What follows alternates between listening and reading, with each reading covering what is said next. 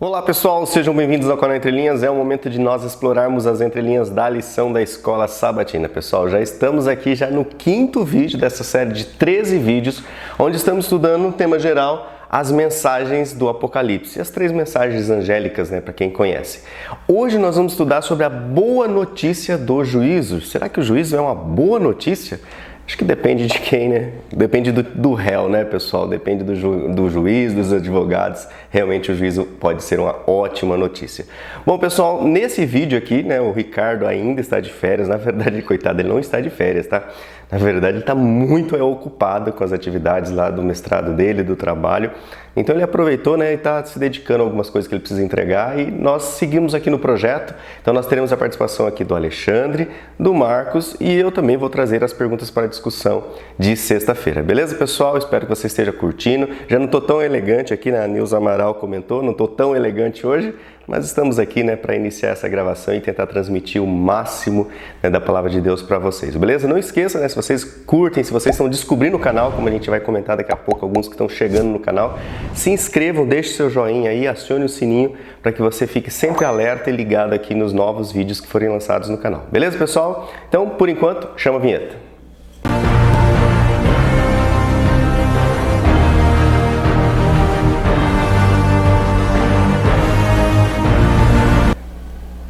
Bom, pessoal, este é o momento de nós conferirmos então aqui os comentários das entrelinhas. Lembrando que se você não gosta muito dessa parte, é só você pular o vídeo capitulado e você pode ir lá para a oração inicial. Nós temos aqui o pódio, uma Olimpíadas dos comentários.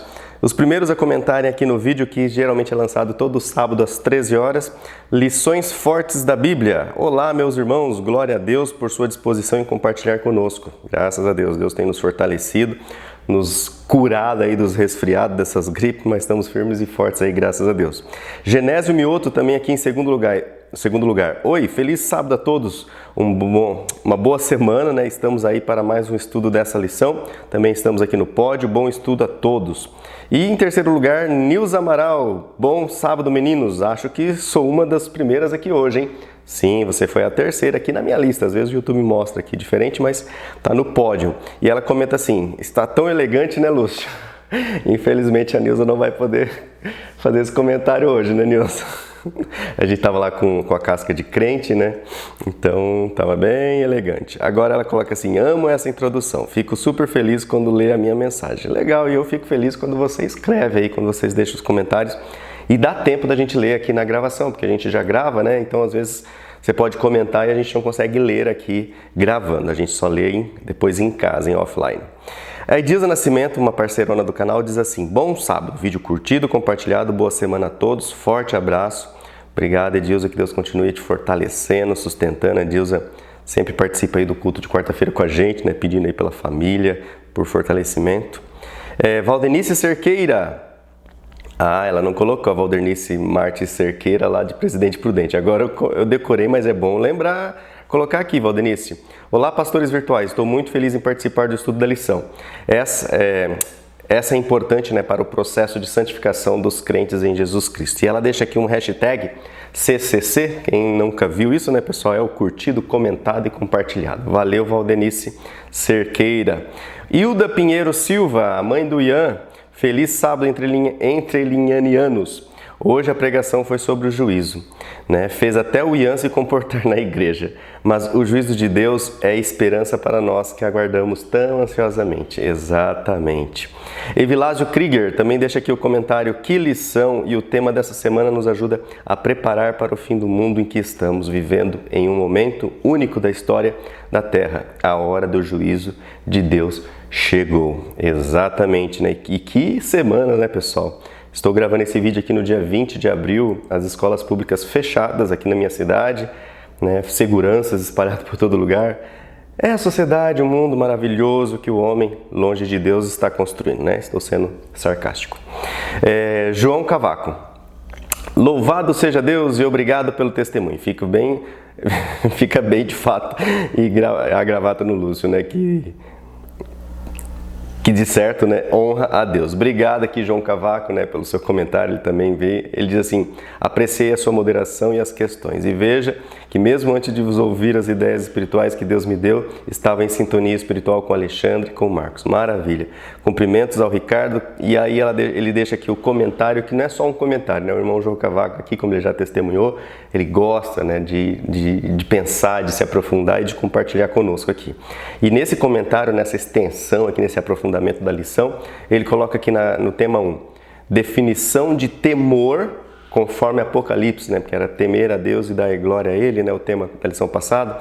Ele define o temor aqui na primeira sessão. Depois, na segunda sessão, o juízo e a sua preparação com o temor e glória de Deus. E a pergunta é: como enfrentar o juízo com o temor e a glória de Deus? Ele começa e desenvolve aqui, né, a resposta. Depois ele coloca assim: como testemunhar do caráter de Deus? E ele coloca, a questão principal é esta: como testemunhar do juízo de Deus? Que não é fácil, né, falar. A lição de hoje, mais uma vez, sobre a boa notícia do juízo, vai nos dar mais base, né, para responder aqui. E por fim, ele coloca então: pois é, né, mas é isso aí. João Cavaco, peregrino na IASD Central, Lisboa, Portugal, União dos Estados das Nações em Guerra. É uma beleza, né? Ele deixa só duas questões, vou ler aqui, ele deixa assim: já pensaste que toda a vida é um conjunto de oportunidades que se tem de dar respostas nas suas consequências e impactos perante Deus? E a segunda perguntinha que ele deixa: já te apercebestes do desafio intenso em Cristo que as tuas palavras, pensamentos, atitudes, atos e omissões, ele coloca omissões aqui em maiúsculo, têm efeito na eternidade da tua existência, seja de vida ou de morte? Concordo, né? E ele: pois é, mas será mesmo? Como comparar as outras alternativas? Então fica um convite, pessoal, para vocês sempre conferirem, né, os comentários aqui do irmão João Cavaco na íntegra, né? Que não dá tempo de lê-lo aqui, mas é um aprofundamento muito legal. Antônio de Melo, maravilha, comenta aqui: muito bom, Alexandre, que Deus abençoe a todos. Obrigado, Antônio Melo, pelo seu comentário. Elizabeth Costa, né, deixa aqui o CCC, deixa eu ver se com essa mão, né, o CCC. Amo este canal, que Deus continue sempre abençoando a gente. Amém. E Débora Carla: sou uma das professoras da minha classe aqui na Igreja Central de Sabará, Minas Gerais. Olha só entre linhas onde que vai esse negócio, né? Desde que descobri o canal Entre Linhas, não tive mais dúvidas a respeito da lição. Vocês aprofundam bastante nos assuntos. Amo isso e levo para a classe aos sábados. Tenho orado pela vida desses 4 abençoados irmãos. Obrigado, Débora, muito obrigado mesmo. A gente fica muito contente, né, de estar recebendo pessoas aí que estão descobrindo Entre Linhas. E o objetivo, Carla, desse canal é justamente esse, tá? É ter uma via para que os irmãos possam se ocupar, se aprofundar, ter um canal aí de discussão. Inclusive, nós temos 2 grupos aqui no WhatsApp, tá? O link está aqui embaixo na descrição, se você quiser participar. O pessoal no Família Entre Linhas 1, Família Entre Linhas 2, na época que o WhatsApp só suportava 250 usuários, né? Então você pode entrar nesse grupo. Durante a semana, os irmãos ficam trocando materiais, ficam colocando lá sobre a lição, sobre o tema. Esses 2 você pode entrar. Agora tem um outro grupo que é o Família ADM. Se quiser entrar também, aí só nós postamos algumas coisas, mas é bem pouco. Quando a gente vai lançar algum vídeo, avisar vocês. E aí o Família Entre Linhas RP. Aí esse RP é uma discussão de política e religião. Então, Débora, toma cuidado ao entrar nesse grupo, porque assim, tem que ter estômago. É onde fica uma discussão sobre política, religião, mais sobre política. Não vejo religião, o pessoal discutindo lá não. Mas é um exercício, né, social aquilo lá. Você vê lá, foi um experimento, né, de um trabalho do mestrado do Ricardo e está ativo até hoje. O pessoal gosta lá de colocar suas posições, beleza? Continuando aqui, a Paty Santos, hashtag volta Ricardo. Sim, se Deus quiser, já ele está aqui. E ela diz assim: vocês todos são ótimos, cada um com as suas particularidades. Quando falta um, faz muita diferença. É isso mesmo. Cada um é diferente, cada um tem o seu jeito, né? Seu dom, né, que Deus nos dá. Adriana com: olá, queridos irmãos e pastores virtuais, né? Lúcio, Alexandre e Marcos. Lição na mão e sempre edificante estudar e crescer mais com você na fé e desvendando, né, as 3 mensagens angélicas. Deus abençoe vocês. Hashtag volta Ricardo, porque senão vai ficar com ciúme do Alexandre, que sempre pedimos para ele voltar. E brincadeira, sei que está resolvendo seus negócios. E hashtag fui até as perguntas de sexta com o Lúcio e tchau. Ó, isso aí, Adriana, foi até o fim. Nossos vídeos, né, como sempre, aqueles videozinhos curtos. E ó que não está mais os vídeos de 2 horas, né? Mas estamos aí nos comportando. Valeu, obrigado, Adriana, pelo carinhoso comentário. E temos aqui também a Sandra Bittar, que é outra querida que sempre deixa aqui seu comentário específico aqui para nós. Olá, meninos e família Entre Linhas. Espero que todos estejam bem. Estamos bem, graças a Deus. O Alexandre, o Marcos, o Ricardo também está bem, só tá, né? Aí ela coloca, Ricardo de férias? Não lembro do Ricardo ausentar-se uma lição desde que acompanho as entrelinhas. Sei o quanto é necessário o descanso. Espero que ele esteja bem, mas volte logo, Ricardo. Só relembrando, Sandra, coitado, ele nem está descansando, né? Mas tudo bem. Mais uma vez, aprendemos muito com o conteúdo trabalhado por vocês. Acredito que realmente devemos entender o significado do temor e esse entendimento deve anteceder ao desenvolvimento espiritual. Ao colocar Deus em primeiro lugar no nosso viver, pensar, amar, confiar, conscientizar-se de sua onipotência, da sua onipresença e também da sua onisciência, submeter-se à vontade de Deus, estamos nos aproximando do significado de temer a Deus, com respeito, mas que ampliado e glorificando com o nosso agir, com o nosso ser. Estar sempre na presença de Deus nos permite estreitar relacionamento. Conhecer, sentir o grande Deus de amor nos auxilia no processo de santificação, aprendendo e crescendo rumo à glorificação. E eu concordo aqui com a Sandra. Se você não tem essa noção da presença de Deus a todo momento na sua vida, realmente o seu processo de santificação, ele ainda vai ter alguns ruídos, algumas falhas, né? Então temos que estar sempre na presença do Senhor, não só lá na igreja, né, achando que é lá é o momento de congregar com os irmãos, né? Mas com Deus estamos na presença dele todo momento. Marcos nos alerta quanto ao consumismo, né? Suas características e consequências. Lembrou-me conceitos que me clareou muito nas minhas decisões e atitudes com relação ao consumo, qual sejam marketing comercial. Torna o desejo em necessidade. Exemplo, trocar o celular a cada lançamento de um novo. Marketing social, tornar a necessidade em desejo, por exemplo, realizar atividades físicas, consumir alimentos saudáveis. Lembram os 7 remédios naturais? Né? Muito feliz com os comentários de Marcos para as perguntas de rodapé. E o Lúcio, né, assumindo nas questões finais, está ótimo. Obrigado, Sandra. Estamos aí tentando fazer o nosso melhor aí, né, desenvolver. Hashtag fui até o final, hashtag volta Ricardo. Muito agradecido por vocês estudarem a Bíblia conosco e nos auxiliar a nos aproximarmos de Cristo. Deus abençoe vocês, familiares e grande família Entre Linhas. Obrigado aqui então, Sandra Bittar deixa sempre esse recadinho, né, com todo gosto, com todo amor. Helena Saraiva, louvado seja Deus por vocês, são bênçãos. E ela coloca aqui também o CCC, curtido, comentado e compartilhado. Obrigado, Helena, por ter compartilhado. Hashtag foi até o fim. E vamos à lição 5 e é agora aqui que nós estamos lendo o seu comentário. E por último que temos aqui, Joivaldo Quirino. Oi, pessoal, Deus abençoe. Então, oi, Joivaldo, obrigado pelo seu comentário. Pessoal, muito obrigado, assim, do jeito que vocês ficam felizes e gratos, né? Nós também ficamos muito felizes porque esse ministério, ele edifica primeiramente a nós 4 aqui que participamos, que estamos envolvidos e produzindo material. E aí a gente compartilha com vocês, e isso edifica vocês, e vocês compartilham, edifica os amigos, e é essa corrente do bem que a gente quer participar, né? Claro, guiados pelo Espírito Santo. E por falar no Espírito Santo, vamos nesse momento, né, clamar que Deus nos dê, né, o Espírito Santo em dose dupla, tripla, para que a gente consiga novamente continuar entendendo sobre essa boa notícia do juízo. Então, vamos orar, curva sua fronte em reverência onde você está, vamos falar com Deus. Senhor Deus, nosso Pai, nosso Criador, muito obrigado, Senhor. Obrigado porque nos deste a vida, nos deste a esperança em Ti, ó Pai. Apesar dos tempos difíceis que estamos vivendo, de tempos incertos, vemos muitos pais desesperados, ó Pai, muitas vezes, porque eles não Te conhecem, ó Pai, eles não confiam em Ti, eles não se depositam diariamente em Tuas mãos. Então, neste momento aqui, vamos iniciar o estudo, mas antes colocamos aqui cada criança, cada jovem, cada pessoa, né, do nosso entorno, do nosso familiar, para que eles estejam na Tua presença, como foi comentado aqui, ó Pai. Que a Tua presença nos transforme, que a Tua presença nos dê esperança, ó Pai. E que agora nos ajude a entender qual que é essa boa notícia do juízo aí. Continue usando o Alexandre, o Marcos e a mim, e a todos aqui que participam da família Entre Linhas, para que a Tua mensagem ganhe a dimensão necessária nesse mundo. Em nome de Jesus oramos. Amém, Senhor.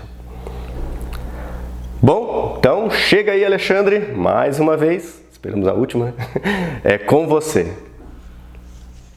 Olá, pessoal do canal Entre Linhas, tudo bem com vocês? Ainda estamos sem Ricardo, mas eu estou por aqui, Lúcio também, Marcos André também, e vamos estudar mais uma lição da Escola Sabatina. Sábado, domingo, segunda-feira vocês acompanharão comigo. Terça, quarta e quinta com Marcos André e eu acredito que sexta-feira será com o Lúcio. Lição dessa semana, lição de número 5, a boa notícia do juízo. E aí eu já quero começar pensando o título. Para quem que o julgamento é uma boa notícia, gente? Pense bem, juízo, julgamento, é boa notícia? Boa notícia para quem? É boa notícia para quem será absolvido. Ou é boa notícia para quem finalmente verá o criminoso ser condenado e a justiça ser feita. Para aquele que deve para a justiça, o julgamento nunca é uma boa notícia. Agora, para aquele que espera a justiça, ou para aquele que será absolvido, aí sim o julgamento é uma boa notícia. Então, evangelho e juízo não são ideias opostas, não são ideias de conflito, são ideias conciliáveis, totalmente conciliáveis. Verso para memorizar está lá em Apocalipse 14, 7. Vamos lembrar Apocalipse 14, 6 primeiro. Vi outro anjo voando pelo meio do céu, tendo o evangelho eterno a pregar a todo povo, língua, raça, nação. E aí esse anjo diz em alta voz: temei a Deus e dai-lhe glória, pois é chegada a hora do seu juízo. E adorai aquele que fez o céu, a terra, o mar e a fonte das águas. A lição vem trazendo provavelmente numa linguagem mais atual, né? Numa versão atualizada da Bíblia. Eu gosto da boa e velha João Ferreira de Almeida. É a minha Bíblia, a Bíblia que eu uso, a Bíblia que eu aprendi a ler, a Bíblia que eu li pela primeira vez. Então eu continuo com o temei a Deus e dai-lhe glória. O verso para memorizar na lição diz: temam a Deus e deem glória a Ele, pois é chegada a hora em que Ele vai julgar.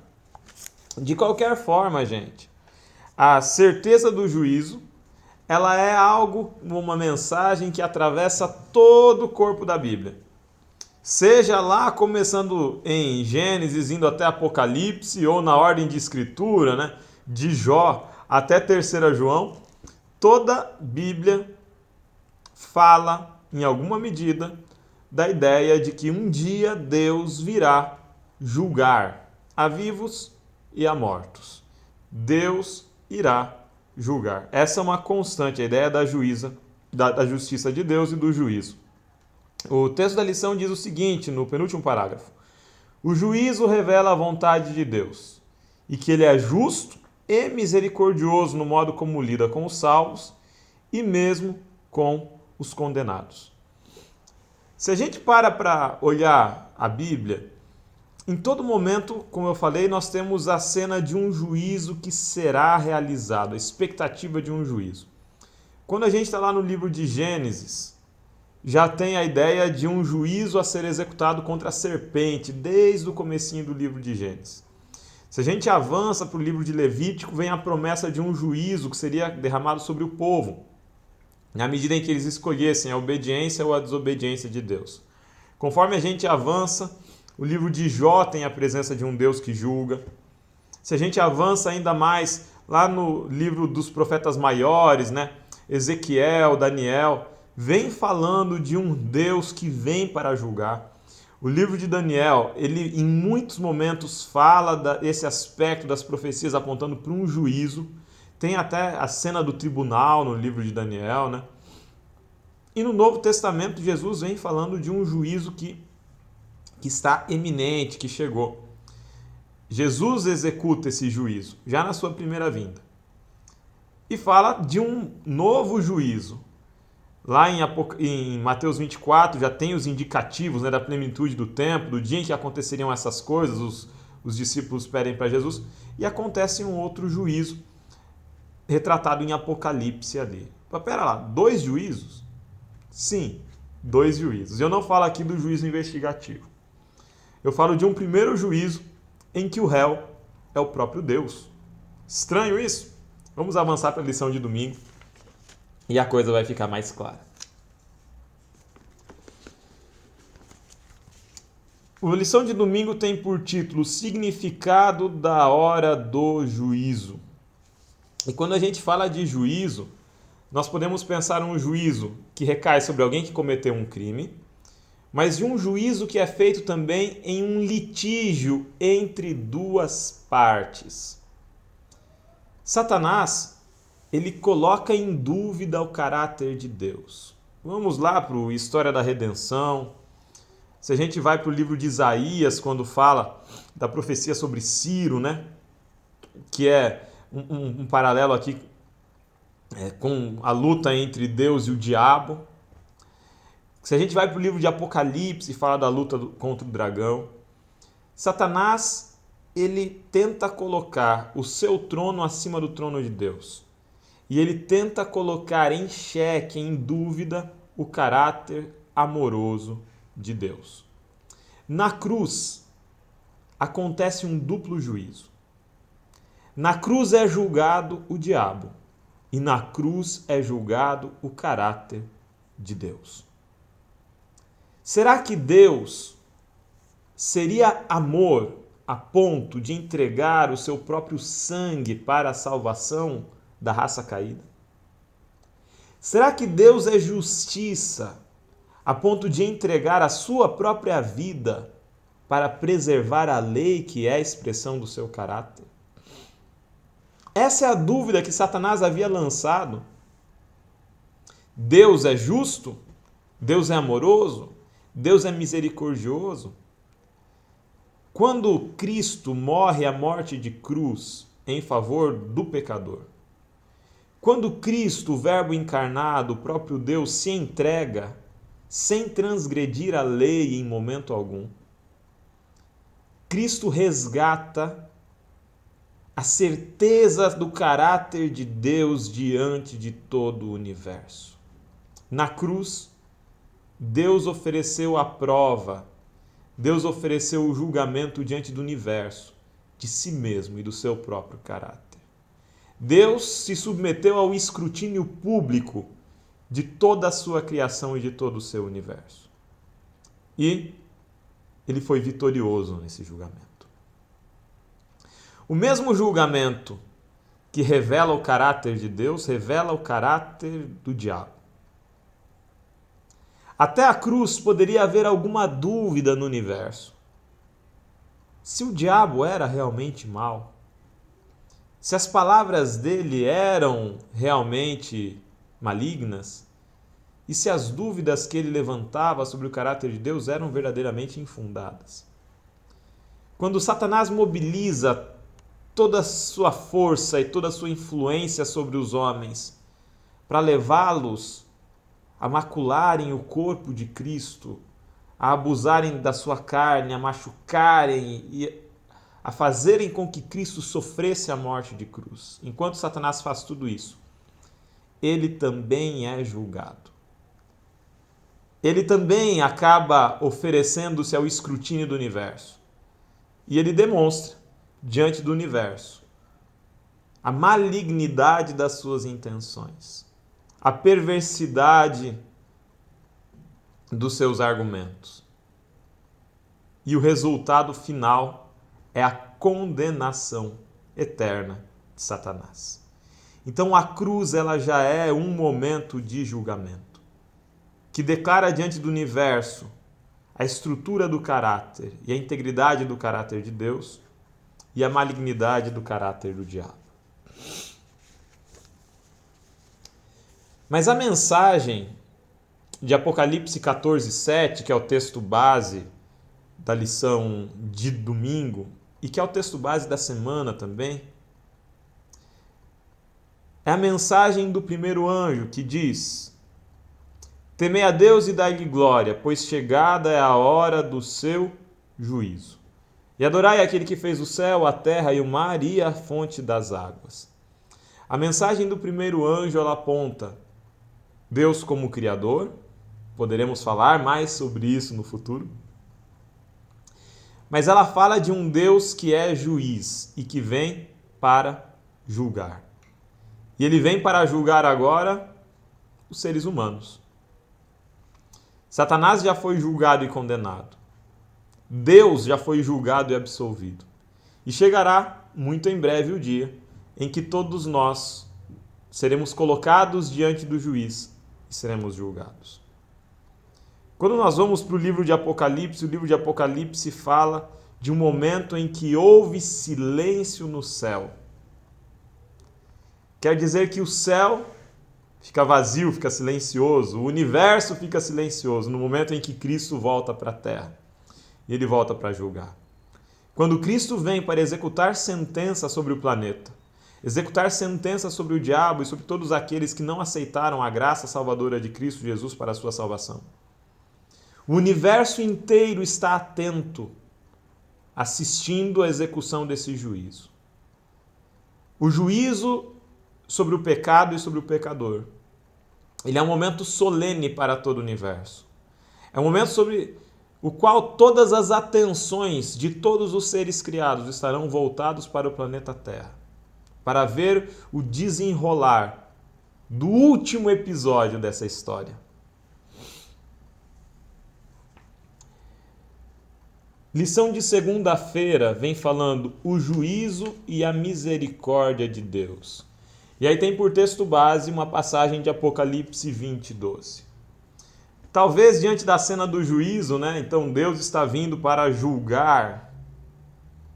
Chegada é a hora do seu juízo. Talvez diante dessa cena, a nossa reação inicial seria uma reação de pavor. Espera, mas eu sou pecador e eu vou ser julgado, então eu não tenho esperança, eu estou perdido. Eu não sou bom o bastante. Eu tenho pecados, eu tenho erros. E eu vivo em pecado. Em pecado me concebeu minha mãe. Desde que eu nasci eu era mau. E agora eu estou perdido? Como que a mensagem do anjo que voa pelo meio do céu é uma boa nova, é o evangelho eterno? Como que essa mensagem é uma boa nova e ao mesmo tempo uma mensagem de juízo? Como conciliar isso? A lição de segunda-feira e o texto de Apocalipse 20, 12 falam que nós seremos julgados segundo as nossas obras. Apocalipse 20, 12 começa com uma visão dos mortos, tanto os grandes quanto os pequenos, uma multidão de mortos diante de Deus. Abriram-se os livros, e foi aberto ainda o outro livro da vida, e os mortos foram julgados pelo que estava nos livros, segundo as suas obras. Espera lá, se eu serei julgado segundo as minhas obras, eu já estou perdido, porque as minhas obras são más. As minhas obras são más. Deus é justo e misericordioso. E assim ele consegue harmonizar duas verdades. O salário do pecado é a morte. E o dom gratuito de Deus é a vida eterna em Cristo Jesus, o nosso Senhor. Romanos 6, 23. Cristo pagou o salário do pecado, que é a morte.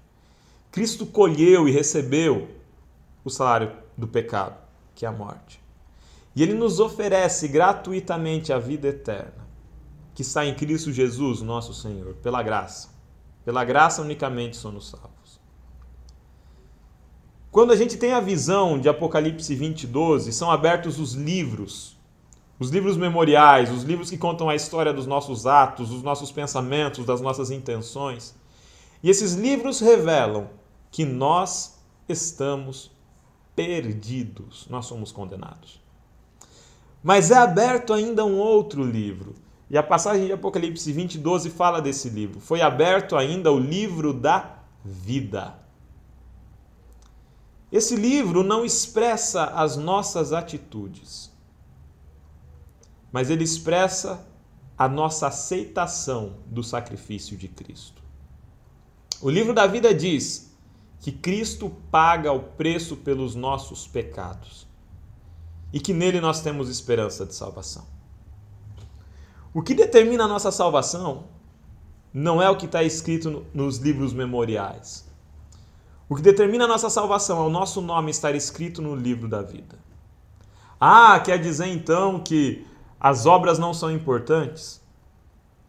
As obras de Cristo são fundamentais para a nossa salvação. É pelas obras dele que nós somos salvos. Mas as nossas obras, as minhas e as suas, devem expressar em cada momento das nossas vidas a aceitação que nós fizemos do sacrifício de Cristo. E a transformação do nosso caráter que o Espírito Santo de Deus operou em nós. Acho belíssima a escolha que o autor fez da citação do livro Conselhos para a Igreja, página 361. Eu vou pedir licença para os irmãos para a gente ler alguns trechinhos. Acho que vale a pena, quando você for passar essa lição na sua igreja, que você leia um pouquinho desse parágrafo. Diz o seguinte, lição de segunda-feira. Os que estão de fato purificando o caráter mediante a obediência à verdade, terão de si mesmos uma opinião muito humilde. Quanto mais de perto virem o imaculado caráter de Cristo, tanto mais forte será o seu desejo de serem conformados à sua imagem. E tanto menos pureza ou santidade verão eles em si mesmos. Você se acha santo, meu irmão? Para um pouquinho, talvez você não esteja contemplando suficientemente o caráter de Cristo. Porque você é podre. E eu também. Quanto mais a gente contempla o caráter de Cristo, mais nós percebemos a nossa necessidade de transformação. Quanto mais tempo nós contemplamos o caráter de Cristo, mais nós percebemos como somos necessitados da graça e da transformação. Segue o texto. Temos de confiar em Cristo como nossa justiça. Não podemos contestar as acusações de Satanás contra nós. Cristo unicamente pode pleitear eficazmente em nosso favor. Você é salvo, eu serei salvo, nós seremos salvos unicamente pela graça de Cristo. A maravilha do Evangelho, a ideia de um Evangelho, de uma boa nova, que é acompanhada de justiça, é de que para nós o juízo será um momento de absolvição, porque a pena já foi paga. O julgamento pelo qual nós passaremos será uma audiência de soltura. Será a última audiência, porque a pena já foi cumprida, a pena foi paga por Cristo. Nós seremos libertos. O julgamento que nos aguarda é um julgamento para a nossa libertação. Porque, junto com os livros memoriais, será aberto o livro da vida do Cordeiro. Nosso nome estará lá. Se e unicamente se hoje nós reconhecermos que é pela graça de Cristo e pelos méritos dele unicamente que nós somos salvos. E se de todo o nosso coração nós ansiarmos morrer para o eu, para que o caráter de Cristo seja edificado dia a dia na nossa vida. Que chegue um momento em que, como Paulo, nós possamos dizer, já não vivo eu, mas Cristo vive em mim. Um abraço para todos. Vocês seguem no estudo da lição com Marcos André agora. E a gente se vê na semana que vem. Tchau, tchau. Olá, você que acompanha o canal Entre Linhas, você que faz parte da família Entre Linhas, essa família que cresce a cada semana. Eu fico muito feliz quando vejo um comentário de alguém que conheceu o canal pela primeira vez, alguém que voltou ao canal, né, depois de algum tempo sem estudar a lição, e aí volta ao canal para começar novamente a trajetória, estudar novamente a Bíblia. Fico muito feliz com esses comentários e confesso que fico também muito curioso, porque nós temos aqui conhecimento a respeito de umas 30 ou 40 pessoas que comentam sempre, que apresentam a família, né, falam um pouco da sua vida, de onde são, mas o vídeo ele tem cerca de 1000 visualizações por semana.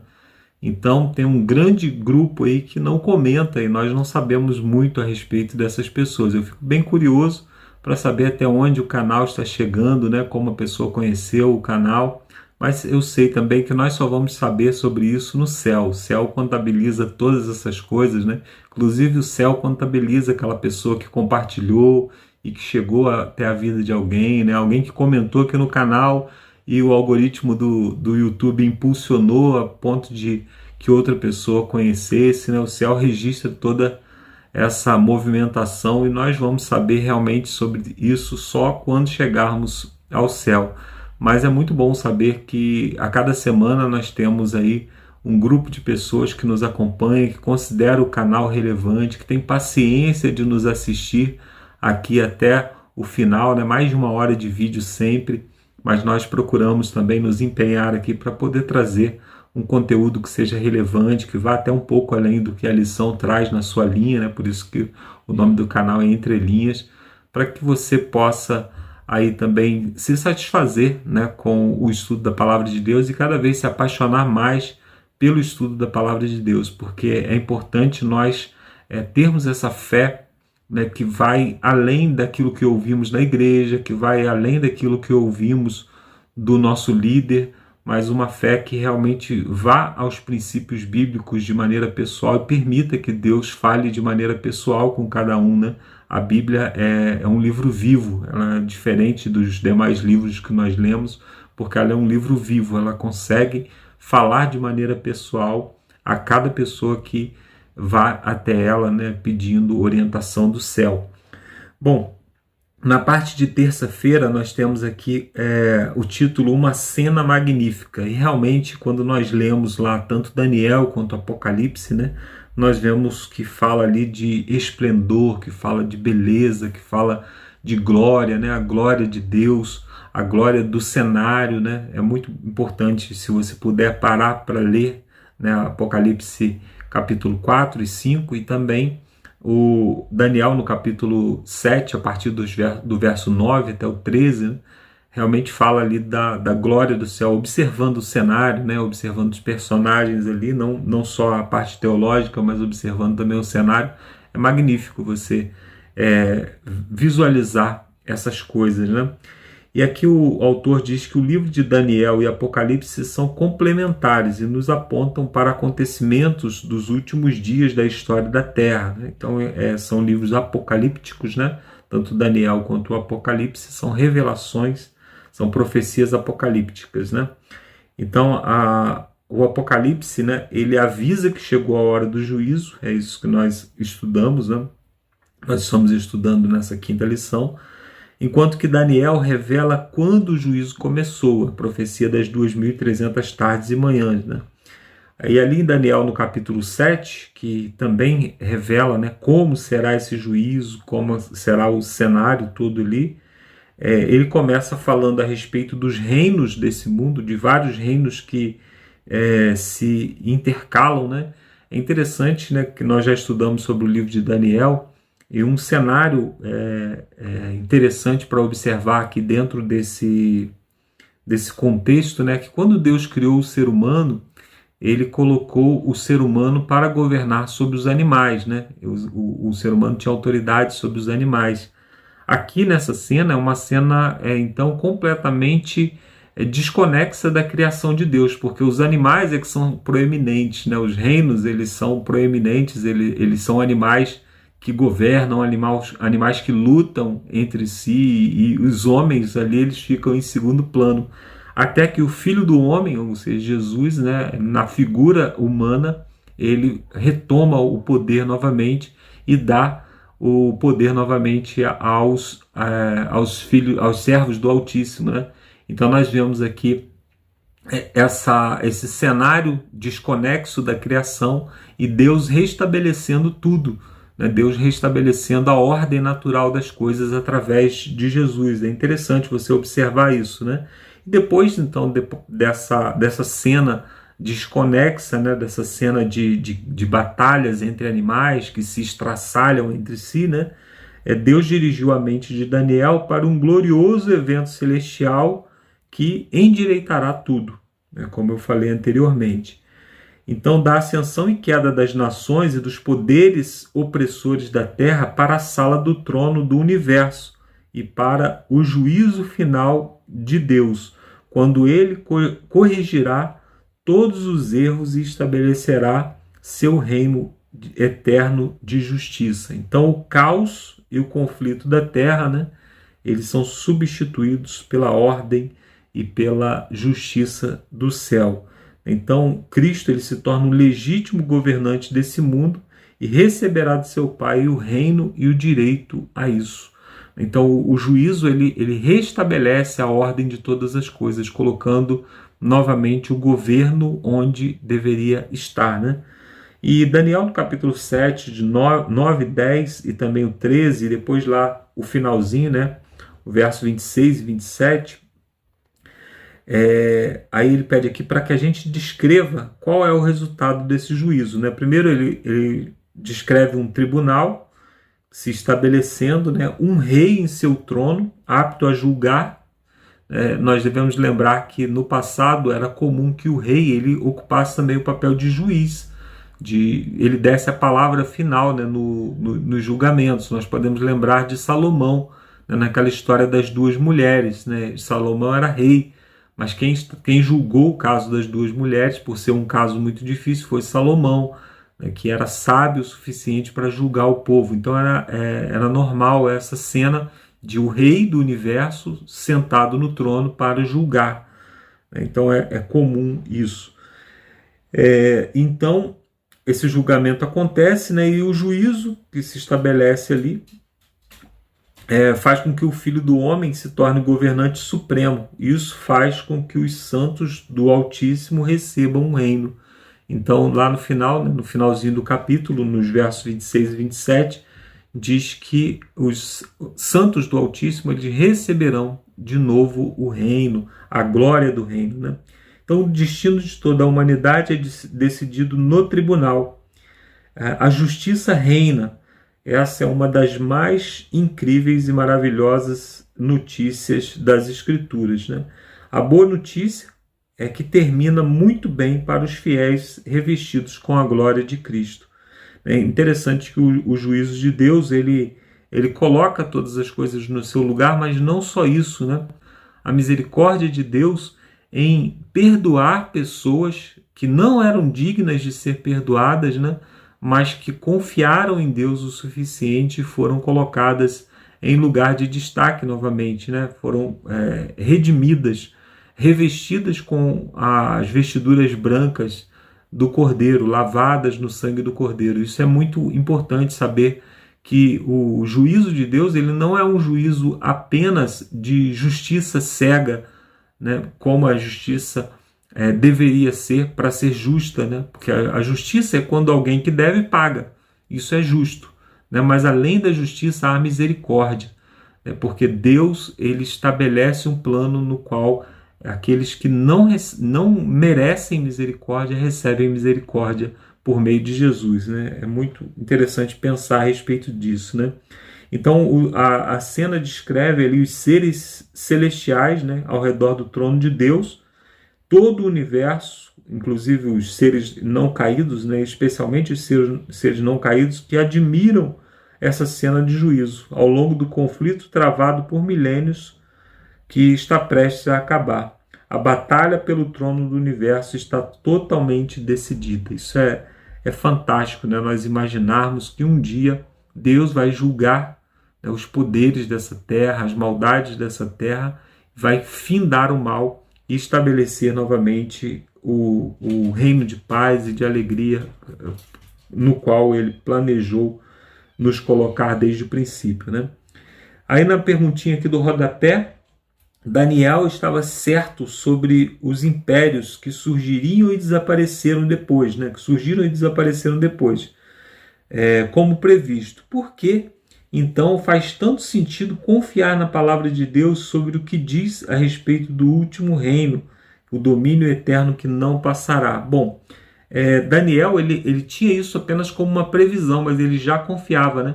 Nós temos como olhar hoje para trás e ver que tudo aquilo que foi dito a Daniel se cumpriu exatamente como foi predito.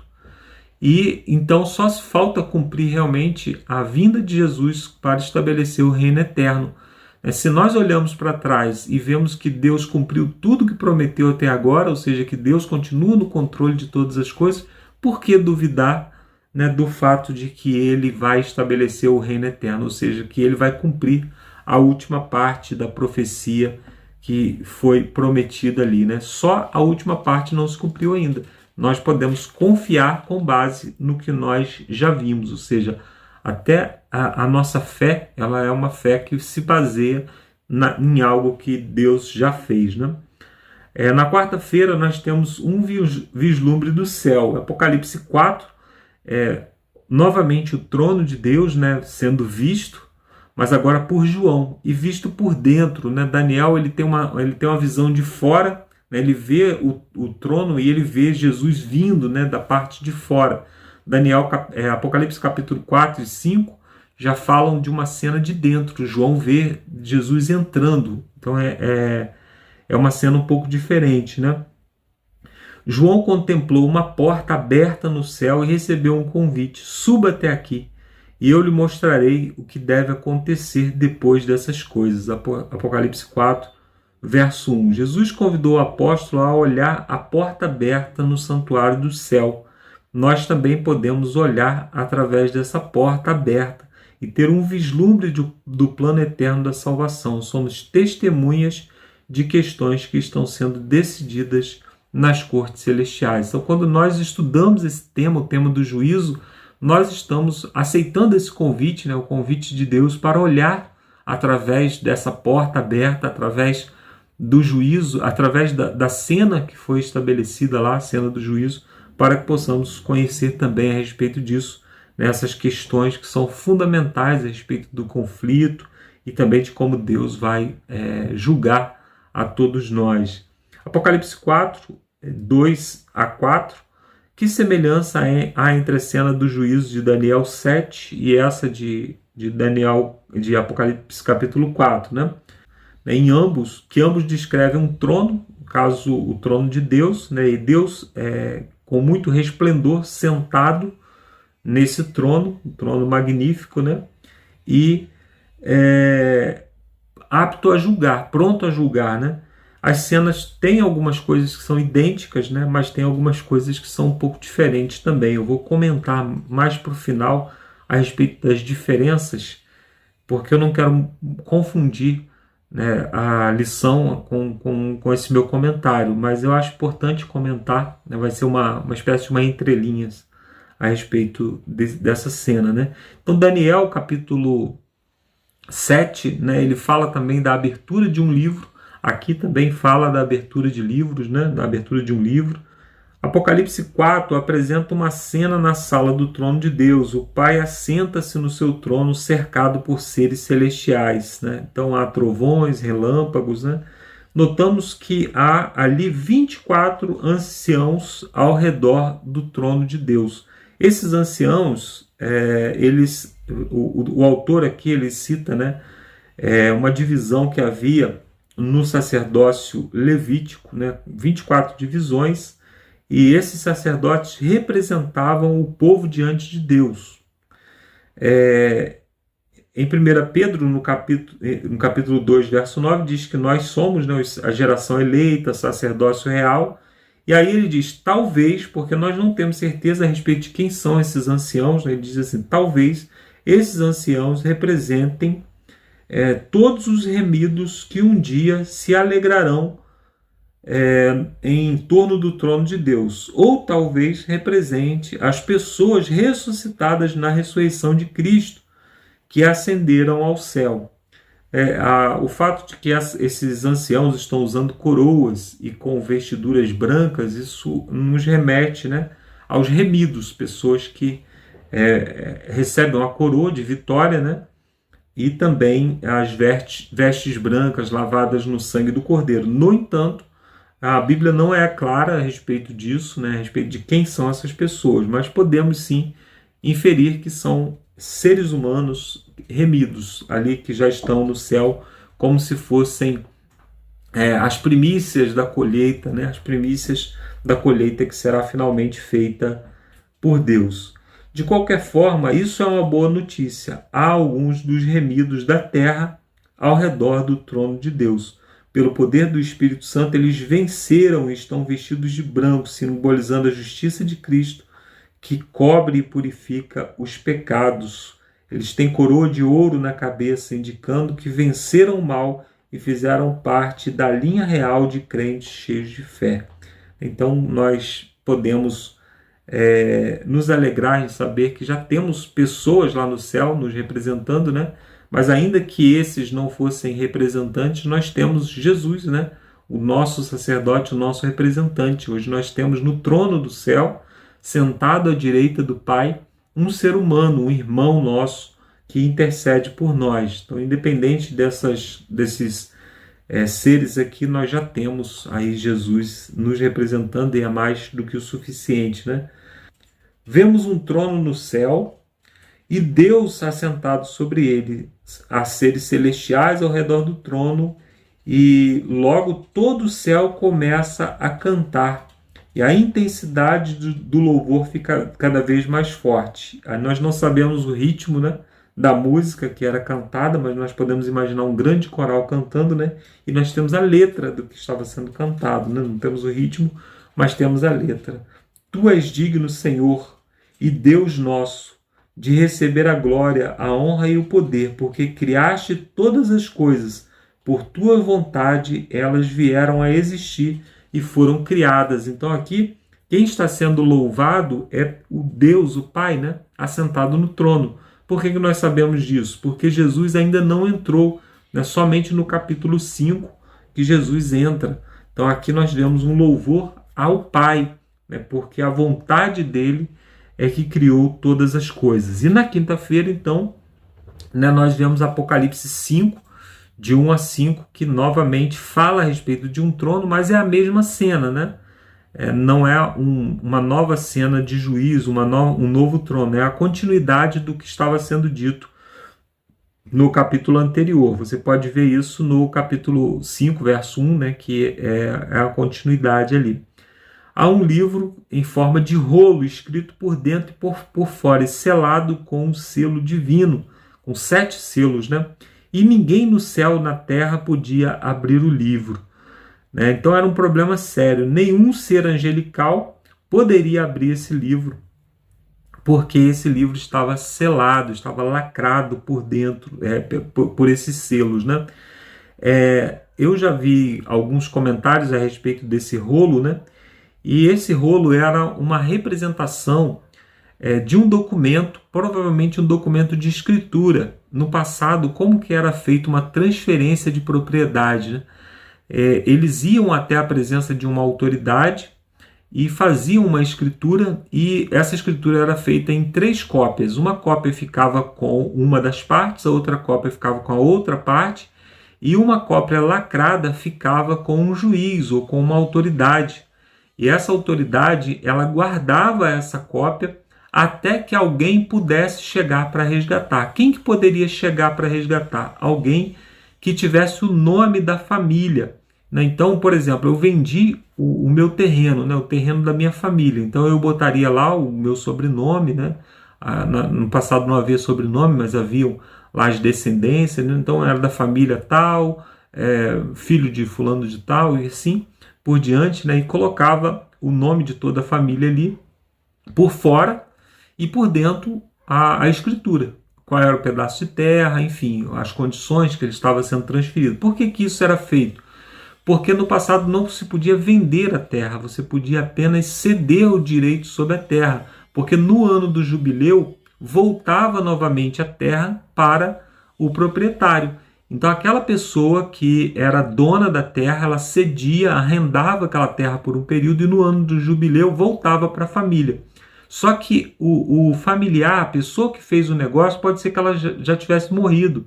Então era necessário que viesse alguém da família, com o nome da família, para fazer o resgate. Então ele precisava ser o parente mais próximo daquele que fez o negócio para poder fazer o resgate. Então é isso que está acontecendo aqui, né? Ele tem um livro na mão, e ninguém é digno de abrir o livro. Por quê? Esse livro ele foi lacrado quando Adão transferiu os seus direitos de domínio para Satanás. Então somente um descendente de Adão que fosse justo poderia abrir esse livro. Então os anjos não poderiam, os outros seres celestiais não poderiam, porque Deus ele transferiu o domínio sobre a terra para Adão, e Adão transferiu para Satanás. Satanás se tornou o príncipe desse mundo, como Jesus diversas vezes falou, né? Então, não havia no céu ou na terra ninguém que pudesse abrir o livro, porque no céu não havia seres humanos e na terra haviam muitos seres humanos, mas também nenhum justo, né? Então, não havia ninguém que tivesse a capacidade de abrir esse livro. E aí o que ocorre, né? Um dos seres remidos, né, um desses anciãos, eles anunciam a entrada de Jesus. E aqui o autor diz que ele foi anunciado como o Cordeiro de Deus, que é digno de abrir o livro, mas não. Ele foi anunciado como o leão da tribo de Judá. Jesus ele foi anunciado como o descendente de Judá, o leão da tribo de Judá. E o leão representa a realeza. Ou seja, Jesus saiu do céu como rei e agora deveria voltar novamente como rei, né? O leão representa essa realeza. Então João contempla a resposta final para o problema do pecado em Apocalipse 5. O idoso profeta contempla a única maneira de absorver o pecador no juízo final. Então Jesus entra, né? Só que ele entra em Apocalipse 5, versos 5 e 6, como um cordeiro que parecia ser morto. Então aguardava-se a entrada de um leão, ou seja, de um rei, mas ele entra como um cordeiro que havia sido morto. Ou seja, Jesus não volta para reclamar a terra por direito, pelo fato de ser rei, mas pelo fato de que ele conquistou com a sua morte. Ele comprou novamente a terra com a sua morte. E isso é magnífico, né? Pensarmos a respeito disso. Então Deus ele poderia, como Criador, reclamar o direito a qualquer momento sobre a terra, porque ele criou, né? Era isso que os seres louvavam a Deus, mas ele preferiu comprar de volta com os seus direitos, com o seu próprio sangue. Ele veio, se tornou um ser humano, foi justo em todas as coisas, como Adão não conseguiu ser, e morreu sem pecado. E ele aparece com esses trajes, com os trajes de alguém que havia sido morto e ali estava agora para conquistar novamente a terra, né? E aí Apocalipse 5, verso 8 a 12, todo o céu se une em um louvor. Começa com uma voz que anuncia, depois um quarteto e depois todos cantam a mesma canção, né? Então nós temos ali uma cena maravilhosa de louvor agora a Jesus, pelo fato de que ele conquistou a terra, né? Então Jesus, o Cordeiro de Deus, que se sacrificou a vida pela salvação de toda a humanidade, pega o livro e abre. Sua vitória sobre as tentações de Satanás, sua morte na cruz do Calvário, sua ressurreição, seu ministério sumo sacerdotal provém salvação para todos os que escolhem responder à sua graça pela fé. O juízo é uma notícia incrivelmente boa para o povo de Deus, pois fala do fim do reinado do pecado e da libertação de todos, né, de todos nós. Então, não tem nada mais encorajador do que isso, né? A vida perfeita de Jesus nos cobre nas nossas faltas e nos dá direito novamente ao céu. Por quê? Porque Jesus ele passa a ser o novo Adão. O direito que Adão perdeu foi conquistado novamente por Jesus. Isso é fantástico, né? E aqui no final, a pergunta, mais uma vez, reflita sobre a grande esperança que temos no juízo. Jesus como nosso substituto.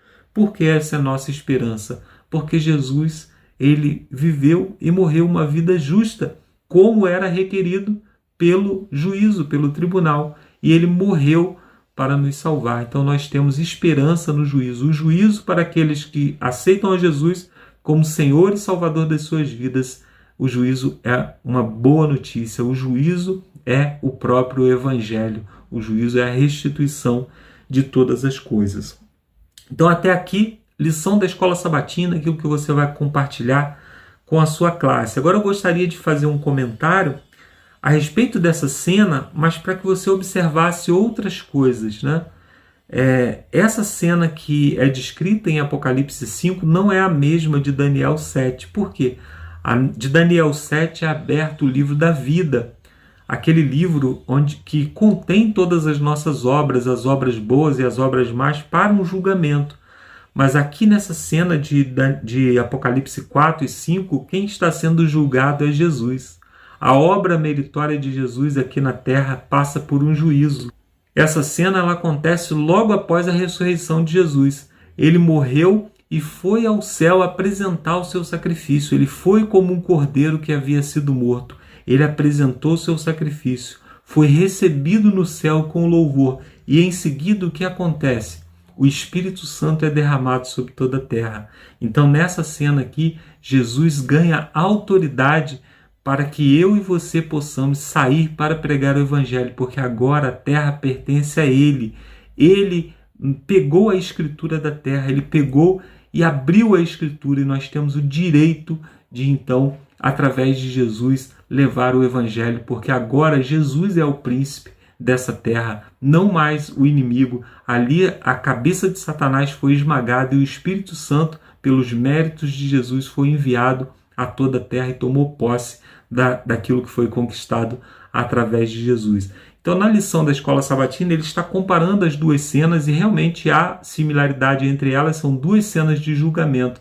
Mas essa cena de Apocalipse 5, ela é a vitória de Jesus sobre Satanás, ela é a vitória de Jesus que conquista, que torna Jesus novamente o segundo Adão, o Adão que conquistou pelos seus méritos aquilo que o primeiro Adão havia perdido. Então nós podemos ter confiança na vitória de Jesus, não porque ela vai acontecer, mas porque ela já aconteceu. Ela já aconteceu e hoje Jesus tem direito de tomar posse da terra no momento que ele quiser, porque ele já conquistou esse direito.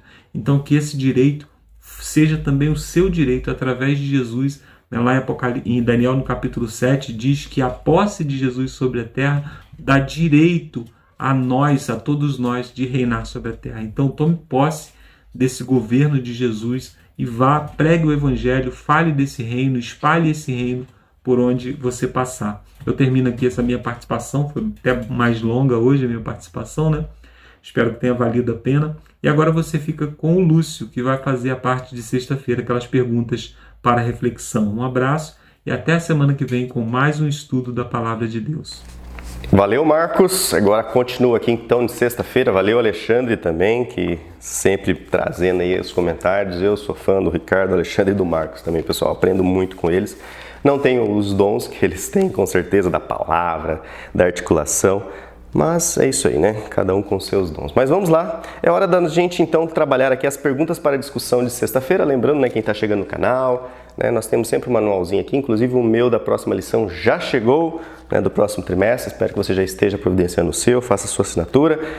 A primeira pergunta diz assim: saber que é chegada a hora em que ele vai julgar, ou a chegada a hora do seu juízo, impacta nosso dia? Saber isso impacta nosso dia? Com certeza, né? Olha os comentários lá da Sandra, o pessoal comentando, né? Estar na presença de Deus e saber que o juízo de Deus está próximo. E nós sabemos, a gente sempre trabalha com aquela questão, ou seja, você vai ver Jesus voltar com esses olhos, né? Ou pode ser que não seja com esses olhos, né? Talvez você durma, descanse na sepultura e você vai ter que ser transformado para ver Jesus. E independente disso, Jesus para mim pode voltar daqui a pouco, ao atravessar uma rua. Então assim, o cristão ele vive na presença de Deus, né? Voltando aos comentários do vídeo, né? Para quem não pulou, ele vive 100% na presença de Deus. Então, saber do juízo impacta, né, nosso dia a dia, porque a gente está, né, nossa, Deus está julgando a cada coisa. E isso impacta no sentido que às vezes você quer, né, com a sua justiça resolver alguma coisa, né? E se você sabe que Deus está, né, agindo, está julgando, você coloca: Senhor, julgue isso. Coloca em tuas mãos. Então realmente impacta muito o nosso dia. E na mesma pergunta, assim, a maioria provavelmente diria que não, né? Certo? Mas como podemos mudar isso? Como podemos mudar que as pessoas sejam mais impactadas, né, pelo juízo de Deus? Novamente, né, sem querer ser muito repetitivo, mas colocar, né, as pessoas na presença de Deus, colocar a ideia de que elas estão na presença de Deus e que Deus julga, né, e vai trazer, né, como a gente já estudou na lição, você estudarei com o Alexandre e o Marcos, vai trazer a claro, vai trazer aqui para a luz tudo que foi feito, quer seja boas ou quer seja ruins, né? Então assim, isso, né, eu tenho aprendido até desde criança, mesmo não estudando a Bíblia como estudava depois de mais maduro. Mas eu sabia, eu tinha certeza da presença de Deus. Eu fui educado, né, sobre a doutrina católica e eu perdi minha avó muito cedo, mas minha tia sempre falava: a avó está no céu, né, junto com Deus. E é interessante que mesmo, né, hoje eu sei que minha avó não está no céu, mas mesmo sabendo da presença constante da minha avó, de Deus, eu cresci, né, com esse pensamento de que eu nunca estava sozinho. Às vezes estava lá no topo da árvore bagunçando lá em cima, eu sabia, minha avó está lá. Às vezes estava lá no terreno baldio bagunçando, escondidinho, eu sabia, né?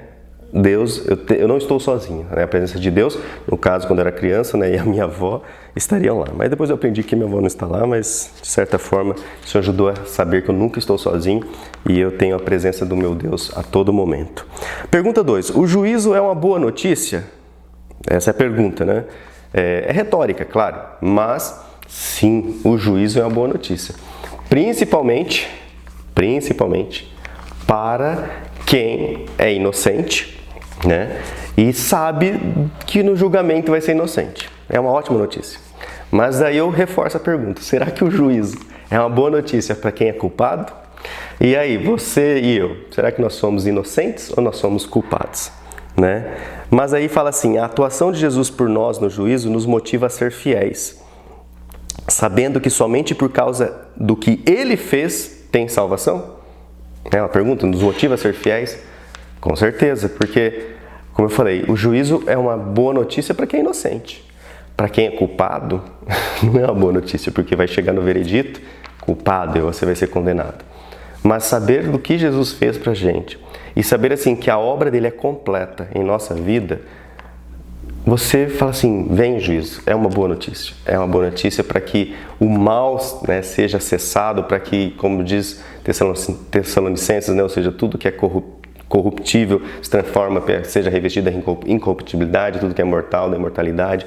Ou seja, nós queremos ver isso, então nós realmente desejamos, né, que o juízo aconteça, né? Não sei se você deseja, mas no meu coração eu tenho esse desejo, principalmente na semana que estamos vivendo, né, onde você vê crianças e famílias apavoradas, né, pelas ameaças e tudo mais em nossa sociedade, totalmente doente, totalmente desequilibrada, onde as pessoas agora acham que é uma pessoa armada numa porta de um prédio que vai trazer segurança.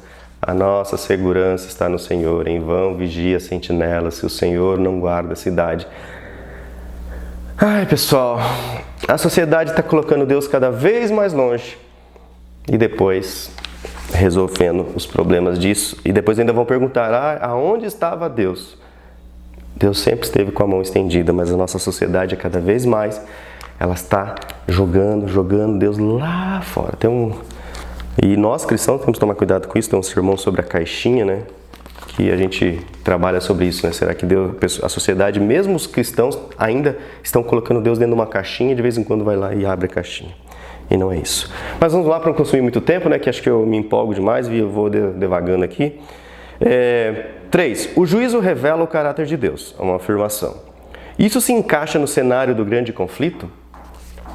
Com certeza, na minha opinião, né? Na minha humilde opinião.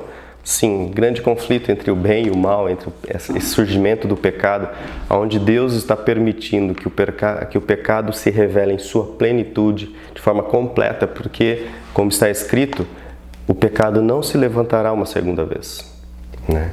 Não se levantará. Então é necessário, sim, né, que o juízo, revelando o caráter de Deus, porque como a gente estudou, né, na lição, não lembro agora o dia, que acho que foi o Alexandre, que realmente seria muito fácil, né, Deus anular a lei dele, né?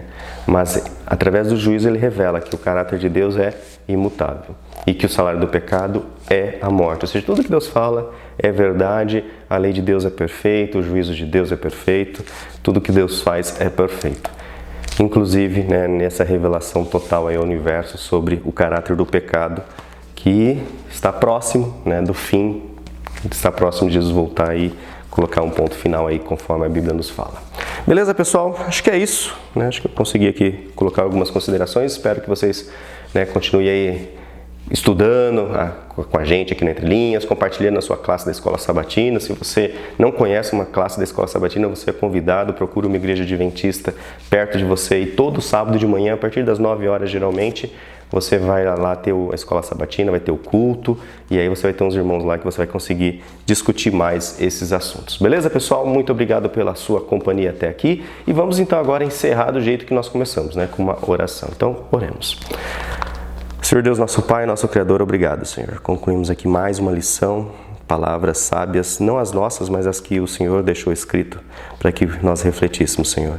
Ajude a cada irmão que está aqui ligado nesse material, que está ouvindo, que ele sinta, ó Pai, a tua sagrada presença diária, que ele sinta que as tuas obras são perfeitas e que a gente agora possa andar na tua presença em santidade, ó Pai.